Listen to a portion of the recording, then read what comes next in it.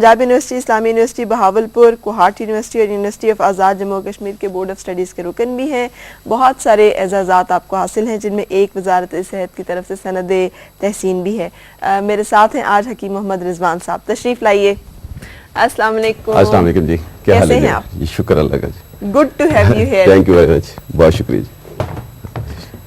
सबसे पहले तो आपको बहुत बहुत मुबारक हो, खैर मुबारक जी। तमगा इम्तियाज़ हासिल करना कैसा लगा? जी बहुत अच्छा लगा, अल्लाह का बड़ा शुक्र है, अल्लाह का बड़ा करम है कि अल्लाह ताला ने जो मेरी स्ट्रगल है पिछले 27 साल से, स्पेशली 26-27 साल से। मैं 25 कह रही हूँ जी। 25 साल तो मुझे प्रैक्टिस करते हुए हो गए, 26 साल हो गए अच्छा। इनफैक्ट, तो 26 साल से समझ लें कि तिब्ब यूनानी के हवाले से, और अब 2002 से onward as a president national council for तिब्ब के हवाले से जो मेरी खिदमात हैं और जो मेरी कोशिशें हैं, तो अल्लाह ताला ने मुझे उसका आज़ाद ये दिलवाया, मैं समझता हूँ। ये कैसा लगता है जब रिवॉर्ड मिलता है, अवार्ड मिलता है?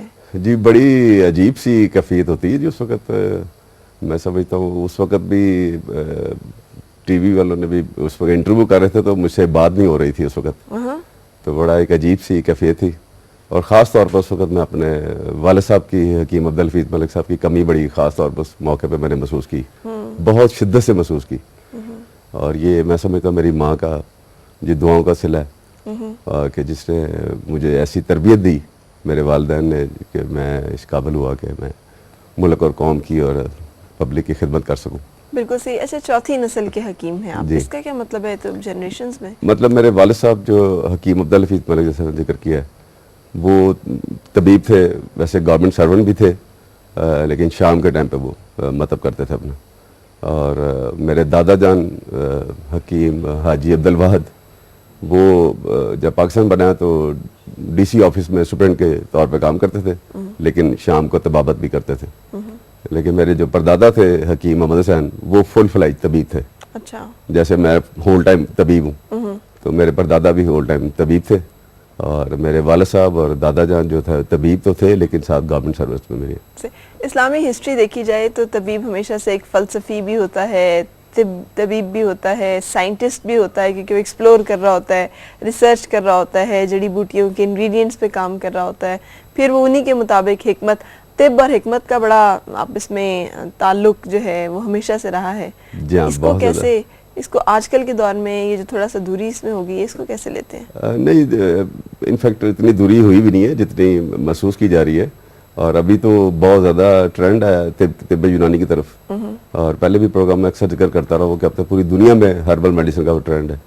तो अभी भी मैं समझता हूँ कि लोग जब आते हैं और वो बिल्कुल एक घर के फ़र्द की तरह बातचीत करते हैं, बल्कि यहाँ तक मैं देखा कि अपने घरेलू चीज़ें भी डिस्कस कर रहे होते हैं, जैसे पहले भी होता था, अभी फिर वैसे ही लोग मैं देखा कि घरेलू चीज़ें डिस्कस करते हैं और उससे काफ़ी हेल्प मिलती है मरीज़ के इलाज करने में। अच्छा। और उनको फितरी तौर पर भी थोड़ा सा हम वो करते हैं, बूस्ट अप करते हैं कि उनको साइकोलॉजिकली भी वो ट्रीटमेंट जैसे होता है। सही।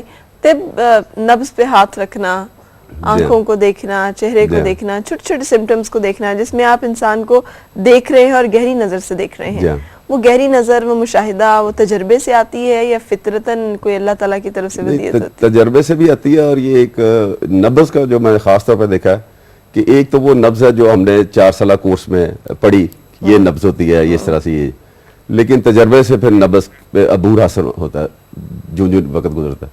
लेकिन मैंने एक चीज़ देखी है कि नब्ज़ देखते वक्त एक अलहामी कैफियत भी तारी होती है बंदे में, उससे भी उससे काफ़ी चीज़ों का अंदाज़ा हो जाता है। और जहाँ तक ये चेहरे का देखना है, ये चीज़ें बड़ी काउंट करती हैं। अब जैसे मैं किसी भी पेशेंट का चेहरा देख के उसके लीवर के बारे में सब कुछ बता सकता हूँ कि उसके लीवर में कोई प्रॉब्लम आ रही होती है तो उसके चेहरे पे एक चीज़ नुमाया होती है। वो एक तो होता है ना जॉन्डिस हो गया तो वो तो आंखें की रंगत वैसी हो गई या जो भी, लेकिन चेहरे की रंगत देख के पता चल जाता है कि मरीज की क्या कैफियत है, अंदरूनी कैफियत क्या है। सही। तो ये मैं समझता हूँ कि तजर्बे से, अब मेरा ख्याल है मैंने अब तक तकरीबन 3,60,000 के करीब पेशेंट देख चुका हूँ। अच्छा, माशाल्लाह। जी हाँ, पाकिस्तान में और बरूने मुल्क में भी काफ़ी पेशेंट देख चुका हूँ।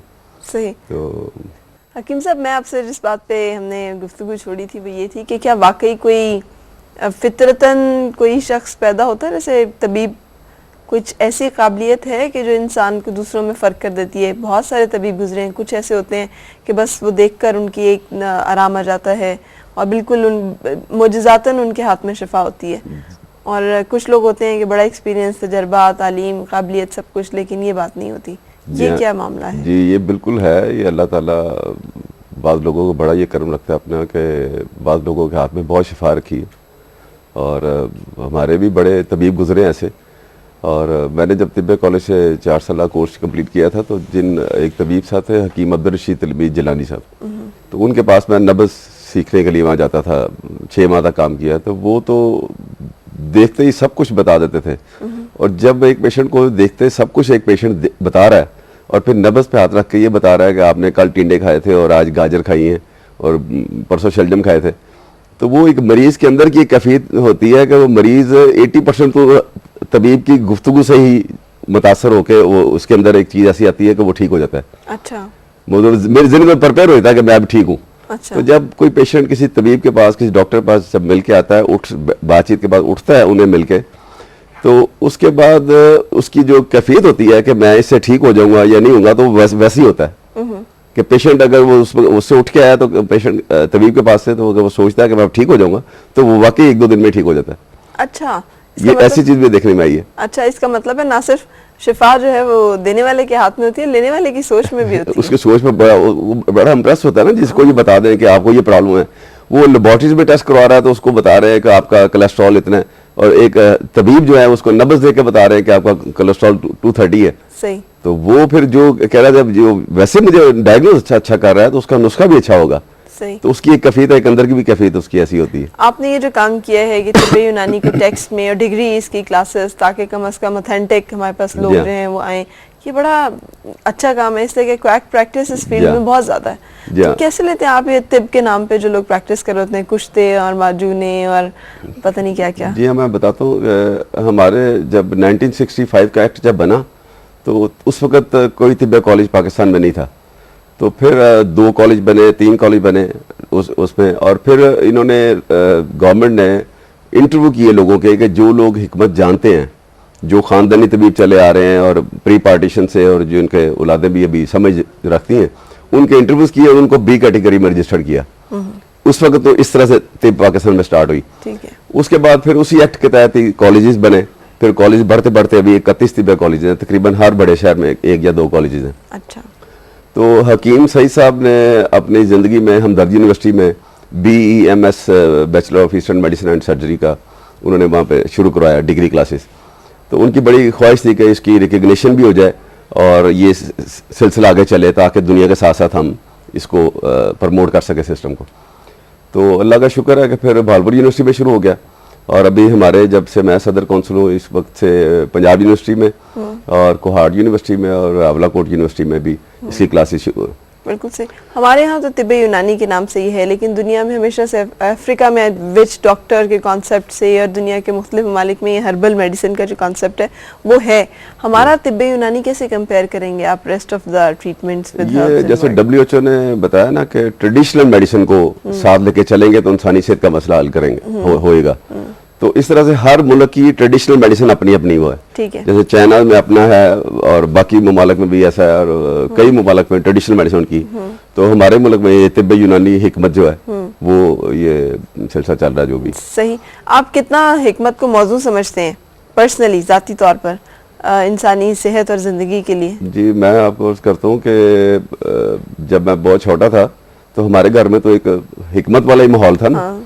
تو کبھی گھر میں کوئی مہمان آنے، خالہ نے یا تایا نے آنا کبھی، تو انہوں نے کبھی پونسٹون ٹیبلٹ کبھی کھانی، والد صاحب کو پتہ چلنا تو والد صاحب کا رنگ لال سرخ ہو جاتا تھا کہ یہ کیوں یہ میڈیسن دوسری کھا رہے ہیں. والد صاحب اس حد تک تھے. تو مجھے نہیں یاد کہ ہمارے گھر میں کبھی کوئی اور میڈیسن استعمال ہوئی ہو. اچھا. تو چھوٹے بچے سے لے کے بڑے تک سبھی لوگ اپنی ہی میڈیسن استعمال کرتے ہیں. صحیح. بچپن سارا جو ہے پھر اسی ماحول میں گزرا، اسی ماحول میں ٹریننگ. جی ہاں. اور پہلے تو میرا رجحان نہیں تھا، لیکن والد صاحب نے پھر مجھے کہا کہ نہیں، ہماری جو خاندانی چیز چلی آ رہی ہے اس کو لے کے آگے چلنا ہے. اور جس وقت میں نے یہ اس کا کورس پاس کیا طب کا لاہور سے، اس وقت ضیاء الحق صاحب پریزیڈنٹ تھے پاکستان کے. انہوں نے اس کو کافی پروموٹ کیا اس سسٹم کو. تو اس کے بعد پھر کبھی کم کبھی زیادہ، لیکن ابھی پھر میں نے دیکھا کہ موجودہ حکومت جو ہے وہ اس کو پروموٹ بہت زیادہ کر رہی ہے. ٹھیک ہے. اور میں یہ سمجھتا ہوں ذاتی طور پہ کہ فیوچر جو ہے وہ صرف اور صرف طب یونانی کا. اچھا. فیوچر صرف طب یونانی کا. اس کی وجہ اب دیکھیں جو میڈیکل سائنس ترقی کر رہی ہے اور آگے بڑھ رہی ہے تو نئی بیماریاں میں اتنی ہی بڑھتی جا رہی ہیں. مطلب بیماریاں ڈائگنوز ہی اب ہو رہی ہیں کہ یہ بھی کوئی بیماری ہے، یہ بھی کوئی بیماری ہے، آہستہ آہستہ آ رہی ہے. طب یونانی ایک ایسا طریقہ کار ہے کہ جب اللہ تعالیٰ نے انسان کو پیدا کیا تو 7 جڑی بوٹیاں بھی پیدا کی انسان کی صحت کو برقرار رکھنے کے لیے. تو یہ انسان کے مزاج کے عین مطابق ہے یہ طریقہ کار جو ہے. لیکن اس کی کچھ حکومتی سطح پہ سابقہ دوار میں ریسرچ میں تھوڑی کمی ضرور رہ گئی ہے. کیونکہ اب تک جو ریسرچ ہو رہی ہے وہ طبیب اپنے طور پہ کر رہا ہے یا ادارے کر رہے ہیں، ہمدرد کر رہا ہے، کرشی کر رہا ہے، اشرف کر رہا ہے، اجمل وغیرہ کر رہے ہیں. لیکن حکومتی سطح پہ اس کا ریسرچ سینٹر کا قیام بڑا ہی ضروری ہے. صحیح. جس دن وہ ریسرچ سینٹر کا حکومتی سطح پہ اس کا قیام ہو گیا، عمل میں آ گیا، اس کے بعد یہ بالکل یوں فلائی کرے گی. صحیح. لیکن میرا ایک یہ بھی ہے ذاتی طور پہ جو میری خواہش ہے کہ انسان کی صحت کے لیے، انسان کی بہتری کے لیے ہم سب کچھ کر رہے ہیں. ڈاکٹرز بھی یہ کر رہے ہیں، ہومیوپیتھ بھی یہ کر رہے ہیں، ہر سسٹم جو ہے یہی کر رہا ہے. تو ہمیں مل کے حکومت کو چاہیے کہ ان کو سب کو اکٹھا کریں اور انسان کی بہتری کے لیے، اس کی صحت کو برقرار رکھنے کے لیے سب سے جوائنٹلی کام لیا جائے. صحیح. اچھا، تب جا کے تو اپنے بارے میں بتائیں. خود جب کبھی کوئی مشکل ہوتی ہے تو اپنی ادویات سے علاج کرتے ہیں یا کسی سے پھر ٹریٹمنٹ کے لیے جاتے ہیں؟ نہیں جی، میں نے تو اللہ کا شکر ہے کہ کبھی دوسری دوائی کی آج تک ضرورت نہیں کوئی پڑی. اچھا. چلیں. ہاں جی. کبھی یہ ضرور ہوتا ہے کہ ٹیسٹ ویسٹ بھی کروا لیے تو الگ بات ہے، وہ تو ایک روٹین میں ہر ایک کو کروانا چاہیے. لیکن میڈیسن میں ہمیشہ اپنی ہی استعمال کرتا ہوں. صحیح. گھر میں بچوں کو بھی. سیلف میڈیکیشن کہتے ہیں اچھی نہیں ہوتی. حکمت میں ایسا کچھ معاملہ نہیں ہے؟ نہیں، ایسا معاملہ نہیں ہے. ہمارے جو گھروں کا کچن ہے وہ اٹ سیلف میں سمجھتا ہوں کہ وہ مطلب ہی ہیں جس میں کئی 12-14 چیزیں تو موٹی موٹی ہر وقت ڈیلی ہر ہنڈیا میں استعمال ہو رہی ہوتی ہے. زیرہ ہے، اجوائن ہے، یہ چیزیں جتنی بھی ہیں یہ سب حکمت ہی ہیں. صحیح. اچھا، آپ نے ماحول کا ذکر کیا تھا کہ والدہ کا بڑا کنٹریبیوشن ہے. کیسے انہوں نے کنٹریبیوٹ کیا آپ کی کامیابی میں؟ حکمت میں جیسی میدان میں اس حد تک ایکسل کرنا کہ حکومتی لیول پر آپ کی خدمات کا اعتراف ہو اور آپ کو ایکنالج کیا جائے، از اے بگ اچیومنٹ. جی ہاں، ہماری والدہ نے جی بچپن سے ہی میں نے دیکھا کہ بہت اسٹرگل کی ہم 5 بہن بھائیوں کے لیے، اور بیٹوں کے لیے تو اسپیشلی زیادہ کی جاتی ہے لیکن سبھی کے لیے انہوں نے کی. انہوں نے ڈیلی رات کو پڑھانا، اسکول کی کالج کی جو اسٹڈیز تھی وہ اسٹڈیز کروانی. والدہ نے ہمیں کبھی ٹیوشن نہیں کبھی نہیں گئے، والدہ ہی پڑھاتی تھیں. اچھا. اور والد صاحب نے دین کے پوائنٹ آف ویو سے صبح فجر کے بعد ہمیں دین کی تعلیم دینی اور وہ تربیت ہماری کرنی. اور والدہ نے پڑھائی کے معاملات میں پہلے بکس کو خود پڑھتے رہنا. جب ہم اسکول جاتے تھے اور وہ بکس کو پہلے خود پڑھتے رہنا اور پھر جب ہم نے آنا تو پھر وہ اس کے بعد ہمیں پڑھانا. ویسے ماشاءاللہ میری والدہ گریجویٹ ہے. اچھا. اور جی ہاں، کوئی میری کالج سے لاہور سے پڑھی ہوئی ہے. تو والدہ کی بہت اسٹرگل ہے جی. صحیح. اور میں نے نہیں دیکھا کہ پوری زندگی جب تک کہ ہماری شادی نہیں ہوئی ہے تب تک ہمیں والدہ صبح بادام خود کنڈی ڈنڈے سے گھونٹ کے تو بادام اور خشخاش اور یہ پستہ اور یہ چیزیں جو ہیں وہ بنا کے ہمیں انہیں پلا کے اسکول بھیجنا، تو لیکن ساتھ دہی ساتھ کھلانا. اس طرح کی چیزیں تو کہتے ہیں موٹاپا آ جائے گا، کولیسٹرول ہائی ہو جائے گا، اس طرح کے معاملات آج کل تو لوگ بڑے ڈائٹ بارے میں تو میں آپ کو پہلے بھی بتا چکا ہوں کہ یہ لوگوں کی غلط فہمی ہے کہ دودھ فیٹی ہے. اب جو لوگ زیادہ دودھ پینے والے ہیں وہ آپ ہمیشہ ان کو سلیم دیکھیں گے. دودھ قطعاً فیٹی نہیں ہے. اور یہ ہم تو سینکڑوں سال سے کہہ رہے ہیں، یورپ نے بھی تحقیق کر کے بتایا کہ دودھ فیٹی نہیں ہے، دودھ پینے والے لوگ سلیم رہتے ہیں. تو بادام وغیرہ یہ چیزیں جو ہیں یہ برین کو آپ کو پتہ ہے بڑا اچھا رکھتی ہیں. صحیح. اور یاداشت کو اچھا کرتی ہیں. صحیح. اور ہمیں والدہ نے ہر لحاظ سے بہت اسٹرگل کی.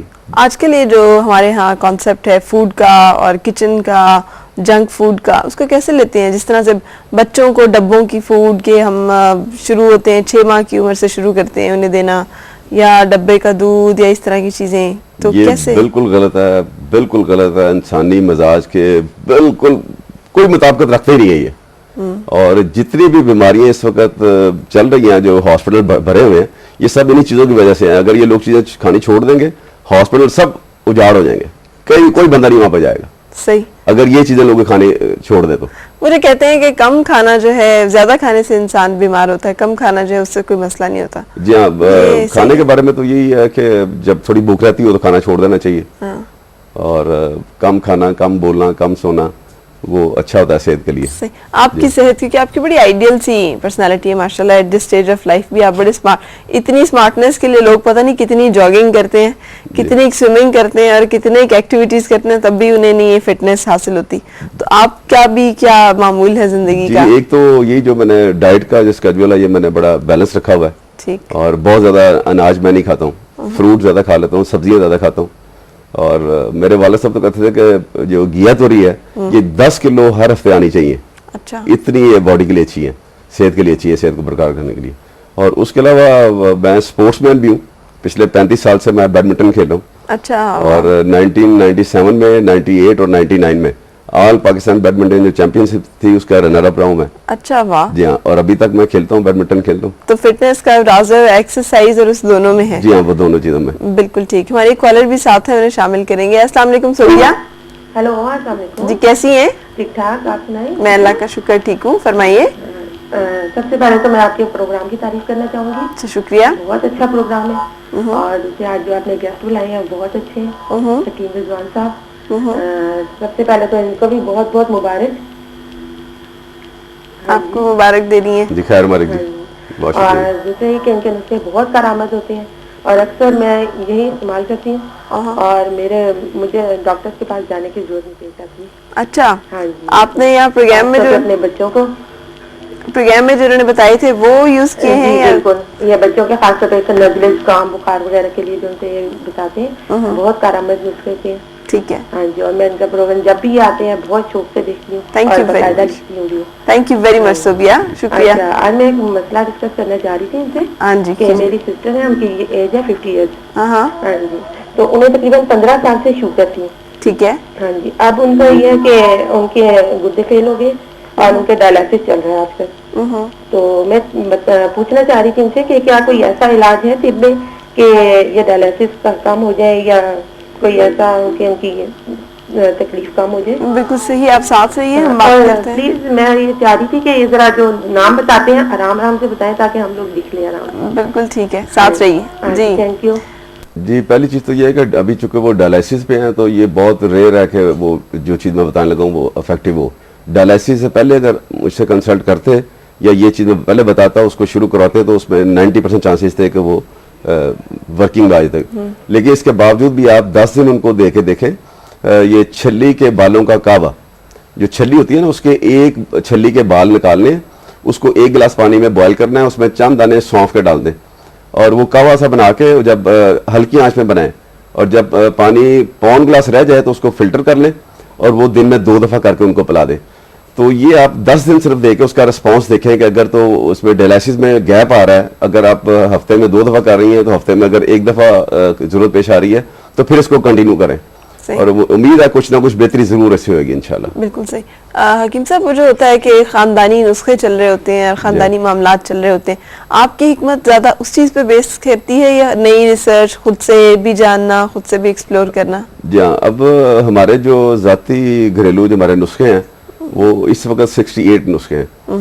تو جو پردادا کی طرف سے آئے تھے دادا جان کو, وہ میرے خیال کو 30 کے لگ بھگ تھے, پھر اس میں کچھ اضافہ ہوا, 40 ہو گئے, پھر کچھ اضافہ ہوا, 55 ہو گئے, ابھی کچھ اضافہ کر کے میں نے وہ 68 پہ اس کو لگے گیا ہوں. ٹھیک ہے. تو وہ 68 نسخہ جات ایسے ہیں جو 100% افیکٹو ہیں اللہ کے فضل و کرم سے. اچھا. اس میں کوئی چیز ایسی نہیں ہے کہ جو کہ 100 مریضوں کو دی تو 90 کو ٹھیک ہوا, 10 کو نہیں. وہ اللہ کے فضل سے 100 کے 100 ہی اس میں ٹھیک ہوتے ہیں.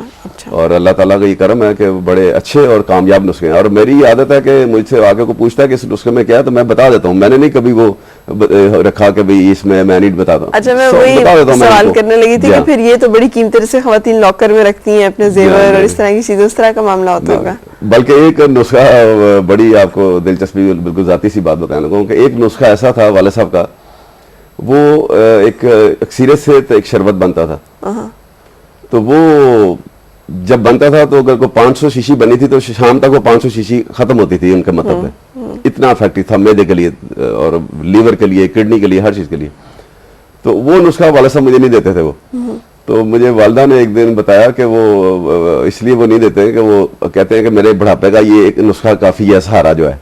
تو امی نے کہا کہ نہیں, ہمارے بیٹے تو آپ کو پتا ایسے نہیں ہیں, وہ تو بڑے اوبیڈینٹ ہے اور بڑے ماں باپ کی فرما بردار ہیں. لیکن بہرحال وہ میں نے پھر ان سے دوبارہ کبھی طلب نہیں کیا نسخہ. بہرحال جب ان کا 95 میں والد صاحب کا انتقال ہوا تھا تو اس کے بعد جو نسخہ میرے پاس وہ آیا تو میں نے وہ نسخہ پبلک میں بھیج دیا. آپ کے پروگرام میں 2 دفعہ بتا چکا ہوں میں. اچھا. تو میں نے تو وہی وہ جو کلونجی, اجوائن, زیرہ, پودینہ اور یہ سونف اور پہاڑی پودینہ, یہ چیزیں جو ہیں, ٹھیک ہے, تو میں نے وہ پہلے دن ہی آپ کے پروگرام میں جب آیا تھا میں نے بتا دیا تھا, میں نے کہا پبلک کی بہتری کے لیے ہے. صحیح. تو کبھی افسوس نہیں ہوتا اس طرح سے کہ اپنی جو بہت پرائز چیزیں ہوتی ہیں ان کو ایسے شیئر کرنا یا بتا دینا لوگوں کو؟ میرا یہ ماننا ہے کہ جو آپ کی قسمت میں جو اللہ تعالیٰ نے لکھا وہ آپ کو ملنا ہی ملنا ہے, تو ان چیزوں سے فرق نہیں پڑتا. یہ صدقہ جاریہ ہے, دنیا کے ساتھ ساتھ آخرت کے لیے بھی بندے کو کچھ کرنا ہے. بالکل صحیح. تو ہر وقت آخرت کے لیے سوچنا چاہیے بندے کو.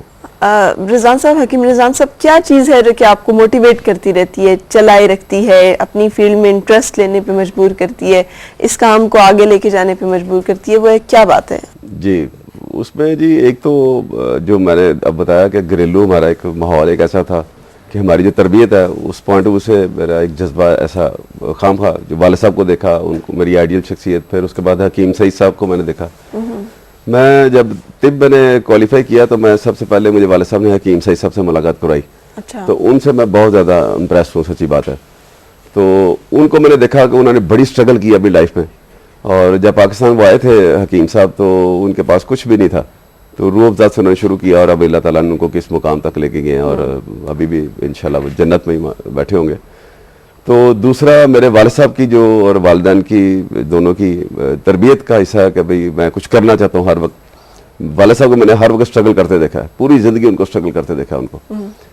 تو پھر جب مطلب پہ جب میں نے بیٹھا ہوں, پریکٹیکل لائف میں آیا ہوں, تو میں نے جب مریضوں کا جو حالت دیکھتا تھا, پریشان حال اور آنسوں سے رونا اور بڑی بری حالت, اس سے میرے اندر ایک عجیب سی کیفیت ڈیولپ ہوتی چلی گئی.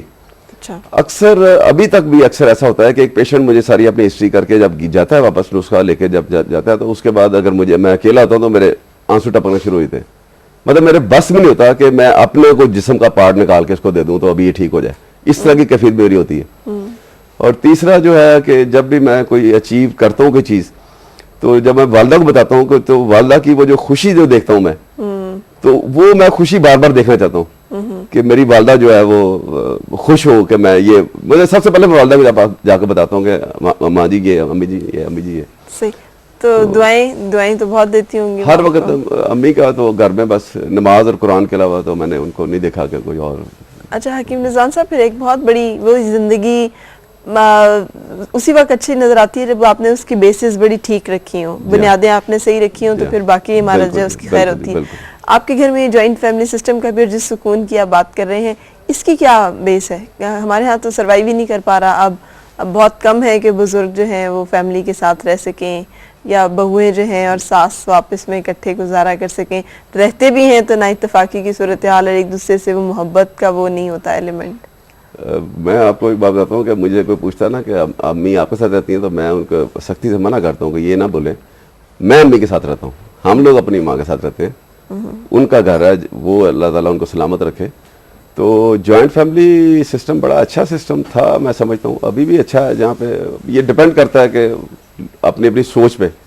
جو لوگ یہ سوچتے ہیں کہ جوائنٹ فیملی سسٹم ٹھیک نہیں ہے, تو میں سمجھتا ہوں کہ یہ سوچ غلط ہے. جوائنٹ فیملی سسٹم ہی سب سے بہتر سسٹم ہے, اور ایک وقت آئے گا کہ یہ سسٹم دوبارہ ریوائیو ہو جائے گا انشاءاللہ. انشاءاللہ. مریم ہمارے ساتھ ہیں, انہیں شامل کریں گے. جی مریم, السلام علیکم. وعلیکم السلام. کیا پوچھنا چاہ رہی ہیں؟ سر آپ کی ایک تو آپ کا پروگرام بہت اچھا ہے. Thank you. اور حکیم صاحب بہت اچھی باتیں بتا رہے ہیں ہم لوگوں کو, اور اسپیشلی صحت کے بارے میں بہت اچھے نسخے بتا رہے ہیں. تو مجھے یہ پوچھنا تھا کہ میرے فادر کی ایج ہے 56 تقریباً. اچھا. ان کے ساتھ دو پرابلم ہیں. ایک تو ان کو دمہ ہے. اچھا. اور دمہ. ٹھیک. اور سیکنڈلی ان کو بواسیر ہے. ٹھیک ہے. انہوں نے اتنی زیادہ میڈیسن لی ہے, اور بواسیر کا 2 دفعہ آپریشن بھی کروایا. اب وہ اگر وہ کرتے ہیں کہ دمے کی میڈیسن لیتے ہیں تو وہ اس پہ افیکٹو ہوتی ہے, بواسیر پہ. اب بواسیر کی لیتے ہیں تو دمے پہ افیکٹ ہوتی ہے. صحیح. اچھا, ان کو کوئی اور بلڈ پریشر, شوگر, اس طرح کا مسئلہ تو نہیں ہے؟ سب چیزیں ٹھیک ہے. بالکل ٹھیک ہے, آپ ساتھ رہیے, ہم ڈسکس کر رہے ہیں. ٹھیک ہے, اوکے. جی دمے کے لیے تو 2 چیزوں کا کہوا جو ہے نا, السی اور ملٹھی. ایک ٹکڑا ملٹھی کا اور اتنی سی السی کا پیس جو ہے, اس کا کہوا صبح شام دے. کسی میڈیسن کی ضرورت نہیں ہے, کسی بھی میڈیسن کی ضرورت نہیں ہے اس کے علاوہ. 2 ٹائم اس کا کہوا دیں تو انشاءاللہ ان کا جو ہے दमे की शिकायत उनकी जाती रहेगी। ठीक है। सांस की नालियों की तंगी भी वो खोल देता है, अगर नाली सांस की तंग है तो अदरवाइज भी वो रेशा भी खारिज करता है। या कभी कभार दालचीनी का इस्तेमाल भी किया जा सकता है, या उनकी हंडिया में दालचीनी का इस्तेमाल करें ज़्यादा, और शोरबे वाली ग़िज़ा उनको दें, पतले शोरबे वाली, या जिस दिन हंडिया शोरबे वाली नहीं है उस दिन उन्हें यखनी का एक प्याली दे दें। चावल से, तली हुई चीज़ों से, कोला ड्रिंक से परहेज करवाएं, ठीक। और मुरगन चीज़ें ना खाएं, और बकरे की रान की बोटी ना खाएं, और मुर्गी की टांग की बोटी ना खाएं। तो बस ये 2 चीज़ों का कावा जो है, अलसी और बकरे मिलिट्री, की रान की बोटी और मुर्गे की टांग की बोटी में क्या मसला है? ये एक तो कोलेस्ट्रॉल पैदा करती है, अच्छा और दमे के पेशेंट के लिए भी नहीं ठीक।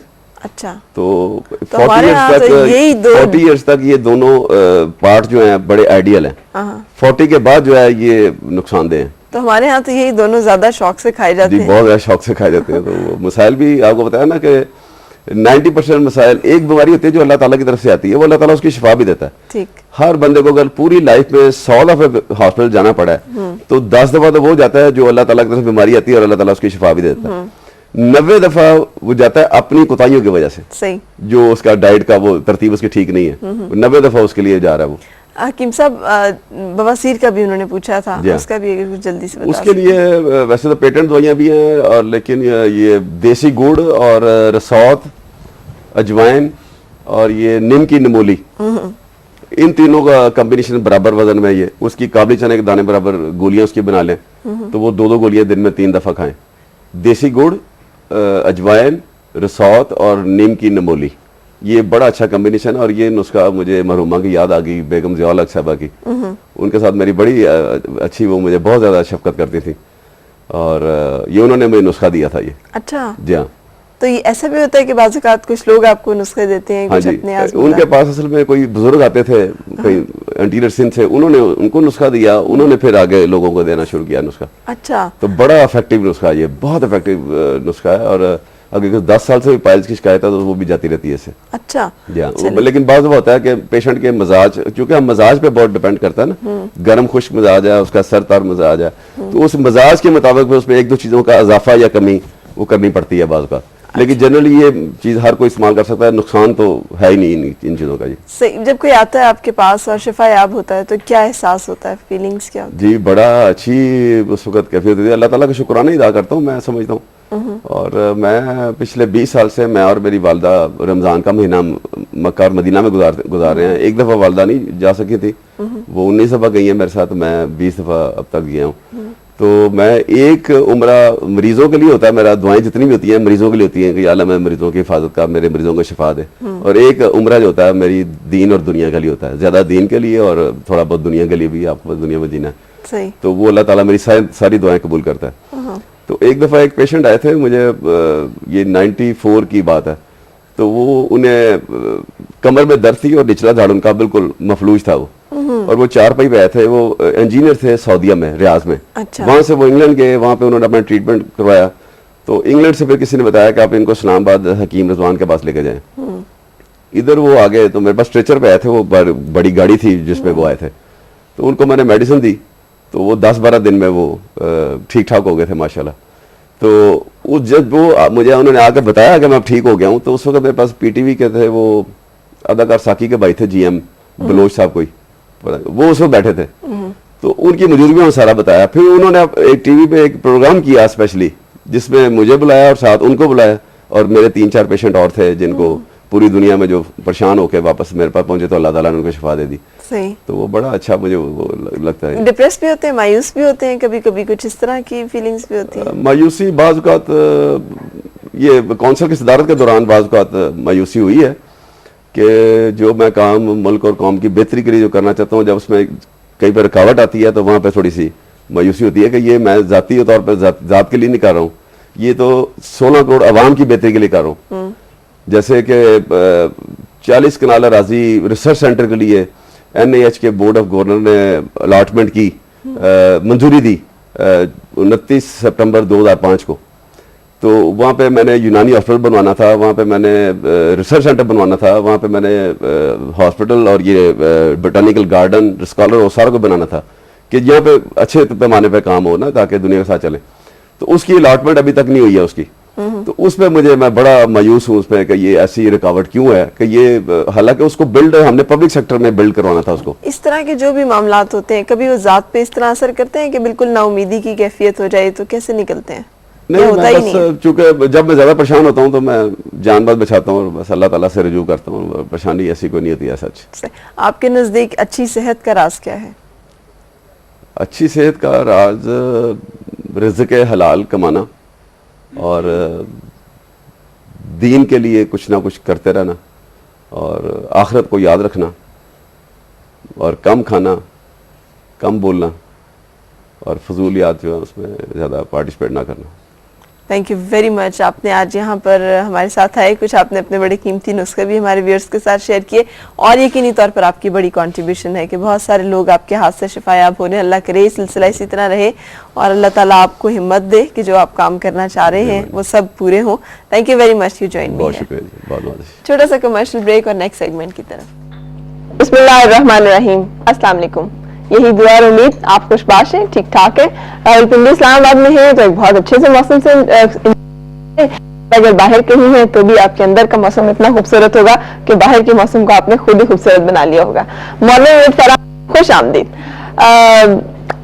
ایک شعر آج صبح سے میرے ذہن میں اٹکا ہوا ہے اور بڑا پرابلم ہے میرے ساتھ. کوئی چیز اٹک جائے اگر تو جب تک میں اس کو سیٹل نہ کر لوں, آپ کے ساتھ ڈسکس نہ کر لوں یا کہیں اور ڈسکس نہ کر لوں, میرے ذہن سے نکلتی نہیں ہے. شعر کچھ اس طرح سے ہے, میں بھی اسے عزیز تھا وہ بھی مجھے پسند, پھر جانے کیا ہوا کہ محبت نہیں رہی. اور میں سوچ رہی تھی کہ یہ ڈائلما کسی ایک شاعر کا نہیں ہے, یہ سوچ ایک شعر میں نہیں ہے. یہ شعر, یہ فکر, یہ سوچ, یہ تشویش, یہ گلہ, یہ شکوہ اکثر ہمیں زندگی میں ملتا ہے. بہت سارے لوگوں سے جن سے ہم بات کریں تو ان کے یہی پرابلم ہوتا ہے اور یہی بات ہوتی ہے. ہم بہت دفعہ انڈائریکٹلی بات کرتے رہے, جی یوں ہونا چاہیے, یہ ہونا چاہیے, یہ کرنا چاہیے, یہ ہونا چاہیے وغیرہ وغیرہ, لیکن ڈائریکٹ ذرا ایک پوائنٹ پہ آتے ہیں. فرسٹ یونٹ جو ہے ریلیشن شپ ہماری زندگی میں, اور اس میں بھی جو پہلا یونٹ ہے میاں بیوی کا رشتہ, جو اکائی ہے کسی بھی خاندان کی اور کسی بھی معاشرے کی. آپ کو معلوم ہے کہ بہت چھوٹی چھوٹی باتیں ہیں جو کہ تباہ کر دیتی ہیں ایک رشتے کو. بہت معمولی باتیں, اتنی معمولی باتیں کہ جب بیٹھ کر ان کا احساس کیا جائے, ریوائز کیا جائے, سوچا جائے کہ وہ کیا باتیں تھیں جن کی وجہ سے اتنا زیادہ مسئلہ کھڑا ہو گیا, تو ذہن میں آتا ہے کہ یہ باتیں, مطلب آپ کے ہسبینڈ جا رہے ہیں اور آپ انہیں پہلے تو اللہ حافظ کہا کرتی تھیں, اب آپ بھول گئی ہیں, اب آپ بچوں میں اتنا انوالو ہوتی ہیں کہ آپ کو یاد ہی نہیں رہتا کہ انہیں جا کے اللہ حافظ کہنا ہے. یا آپ شادی کے شروع میں دنوں میں کچھ پھول لایا کرتے تھے اور اب آپ اتنے زیادہ بہن ہوتے ہیں اور اتنے زیادہ انوالو ہوتے ہیں کہ آپ کو یہ دھیان ہی نہیں رہتا کہ ان کی برتھ ڈے ہے آپ کی بیگم کی, آپ اس پہ بھی پھول لانا بھول جاتے ہیں. یہ وہ باتیں ہیں جو آہستہ آہستہ آہستہ آہستہ ایک بہت بڑی خلیج, ایک بہت بڑے فاصلے اور ایک بہت بڑے مسئلے کو جنم دیتی ہیں. اور اس پہ باقاعدہ ریسرچ کی گئی ہے.